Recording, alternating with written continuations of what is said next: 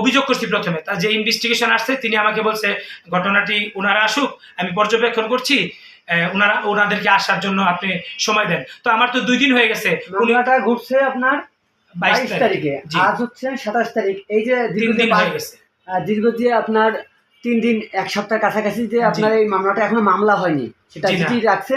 জি, আমি দারোগা সাহেবকে সকালবেলা ফোন করেছি, উনি আমাকে বলতেছে। আচ্ছা, আসামিদের নাম কি, এটা কি জানা গেছে? আমি 2 জনের নাম জানি, যারা আমার ফ্ল্যাটে আমার বাড়ির মালিক, ওরাই নিয়ে আসছিল। যাদেরকে নিয়ে আসছিল তাদেরকে আমি চিনি না, আমি কখনো দেখিও নেই। ওদেরকে আমার বাড়িওয়ালা চিনে এবং উনি বলছে ওনার আত্মীয়। এখন যারা বাড়িওয়ালার সাথে করে যাদেরকে নিয়ে আসছিল ফ্ল্যাট দেখার উদ্দেশ্যে, এখন পরবর্তী যেদিনকে এই ঘটনাটা ঘটে সেদিনকে সেই 2 জনে কি আসছিল? জি, সেই 2 জনের একজন বাড়িওয়ালা, সেদিন আসছিল 2 জন, বাড়িওয়ালা আর হচ্ছে বাড়িওয়ালার সাথে যে লোকটা, তারপর ওই লোকটা আরেকটা লোককে নিয়ে 22 তারিখে এই ঘটনা ঘটে গেছে বাড়িওয়ালার অ্যাবসেন্সে। আচ্ছা, মানে সে একজন ছিল। হ্যাঁ, সে একজন পরিচিত মুখ, একজন ছিল যেটা পূর্বেও আসছিল। জি, বাড়িওয়ালার সাথে আসছিল, তাই না? জি। আচ্ছা, ওনাদের নাম আমি জানি না। বাড়িওয়ালার নাম মিলন। মামলা কার নামে করছেন?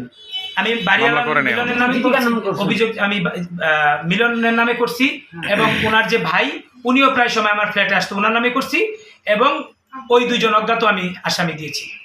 আচ্ছা, এই যে আপনাদের বাড়িতে সিসি ক্যামেরা নাই আপনাদের? জি না।